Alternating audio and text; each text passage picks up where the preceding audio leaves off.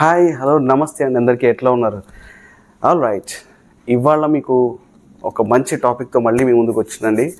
అది వచ్చేసేసి fearless, fearless, భయం లేకుండా ఉండటము. భయం లేదు మనకి. ఆల్ రైట్, సో ఫియర్ అనేది మన అందరిలో చాలామందికి ఉంటుందండి.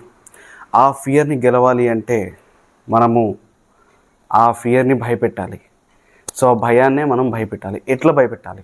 నేను చేసిన స్ట్రాటజీ, నేను యూస్ చేసిన మెథడాలజీ ఏంటి? మన అందరికీ ఒక్కొక్కరికి ఒక్కొక్క చోట భయం ఉంటుంది. ఏంటది? కొంతమంది స్టూడెంట్స్కి చదవాలంటే భయం, ఒక సబ్జెక్ట్ అంటే భయం, కొంతమందికి జాబ్కి వెళ్ళాలంటే భయం వాళ్ళ మేనేజర్తో, కొంతమందికి ఒక పని చేయాలంటే భయం, కొంతమంది కన్స్ట్రక్షన్ వర్క్ చేయాలంటే భయము, కొంతమందికి పెయింటింగ్ చేయాలంటే భయం, కొంతమందికి మాట్లాడాలంటే భయము. రకరకాల భయాలు మనలో ఉంటాయి. Yes, all right. సో మీరేం చేయాలి అంటే దాన్ని రివర్స్ చేయాలి.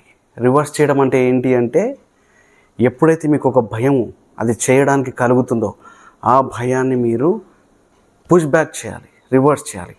దానికి మీరు ఏం చేయాలంటే, అది మిమ్మల్ని భయపెట్టినప్పుడు మీరు దాన్ని భయపెట్టాలి.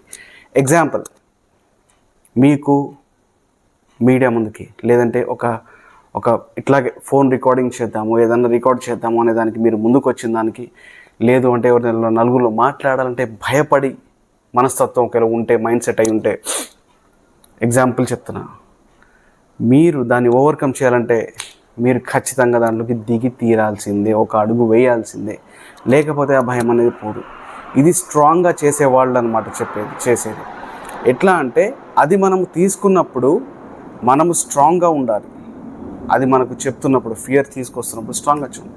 ఇప్పుడు సైకిల్ వేసుకొని అక్కడ దాకా వెళ్ళిరా అంటే వెళ్ళలేరు పిల్లలు. కొంతమంది పెద్దవాళ్ళు అయినా కూడా కొంతమంది వెళ్ళలేరు. ఎందుకంటే సైకిల్ తొక్కాలంటే భయం, మేబీ ఎవరైనా గుద్దుతారనో పడిపోతారనో భయం. సో ఎగ్జాంపుల్గా ఇందాక మీకు చెప్పినట్టుగా, మీకు ఒక సబ్జెక్ట్ అంటే భయం, ఎగ్జాంపుల్ తెలుగు ఆర్ ఇంగ్లీష్, ఏదైనా భయము అనుకుంటే, ఆ సబ్జెక్టుకి సంబంధించి ఎప్పుడు మిమ్మల్ని ఎవరైనా అంటుంటే దాన్ని తీసుకోండి. అది ఎందుకు రాదు అని కూర్చోండి. దాన్ని ఎట్లా ట్యాకిల్ చేద్దాం, ఎట్లా ఓవర్కమ్ చేద్దాం అనేది ఒక్కసారి అది తీసి చదువుతూ, ఆ సబ్జెక్ట్స్లో మీరు మ్యాటర్ చదువుతూ, ఎక్కడైతే మీరు చదివినప్పుడు మిమ్మల్ని అది ఇబ్బంది పెడుతుందో, గుర్తు లేకుండా చేస్తుందా, లేకపోతే అర్థం కానికుండా చేస్తుందా, లేకపోతే అసలు మీ మైండ్కి ఏం చెప్తుంది, ఇది చదవద్దని చెప్తుందా అనేది ఒక్కసారి తెలుసుకోండి. అది తెలుసుకుంటే, ఎగ్జాంపుల్ మీకే ఇంగ్లీష్ రావట్లేదు సరిగ్గా అనుకొని ఒక సబ్జెక్ట్ చదువుతున్నారు అనుకోండి, అక్కడ మీకు కష్టమైన సబ్జెక్ట్ మాట్లాడాలి అంటే, చదువుకోవాలి, మార్క్స్ రావాలి అంటే, మీరు చదువుతున్నారు, సడన్గా మీరు అంటే ఓవర్కమ్ చేయడానికి మీరు ఏం చేసినా బుక్ తీసి పలానా సబ్జెక్ట్ పలానా చాప్టర్ చదువుతున్నారు. ఎందుకు చదువుతున్నారు అంటే, అసలు ఏంటి ఈ ప్రాబ్లం నాకు ఇంగ్లీష్తో చదువుతున్నప్పుడు, మీకు ఇందాక నేను చెప్పినట్టుగా అది చదవాలంటేనే ఫస్ట్ ఆఫ్ ఆల్ భయమా, లేదా చదివింది గుర్తుండదని భయమా, లేకపోతే అర్థం కావట్లేదని భయమా, అది ఏ భయం అనేది మీకు తెలుస్తుంది. ఎప్పుడు రెగ్యులర్గా మీరు దాన్ని తీసి ఫస్ట్ బయటికి తీసి చదవండి. చదివితే మీకు నేను చెప్పిన వాటిలో నుంచి ఏదో ఒకటి బయటపడుతుంది. దాన్ని మీరు పక్కన పెట్టుకోండి, అంటే నోట్ చేసుకోండి. దాన్ని నోట్ చేసుకోండి. ఎగ్జాంపుల్, మీకు చదివింది గుర్తుండట్లేదు అనుకోండి, ఆ గుర్తు ఉండడానికి ఏం చేయాలి అనేది మీరు ప్రాక్టీస్ చేయాలి.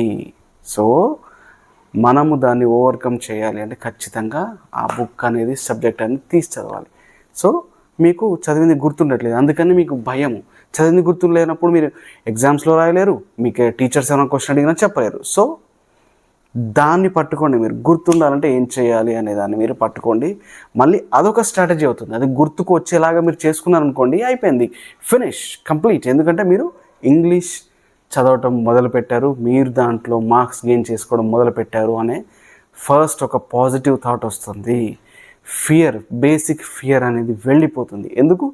మీకు తెలిసింది, మీరు చదవటం వల్ల, చదివిన తర్వాత మీకు యాక్చువల్గా గుర్తుండట్లేదు, ఆ గుర్తుండకపోవడం వల్లే మీకు ఇంగ్లీష్ రాదు అని మీకు తెలిసింది.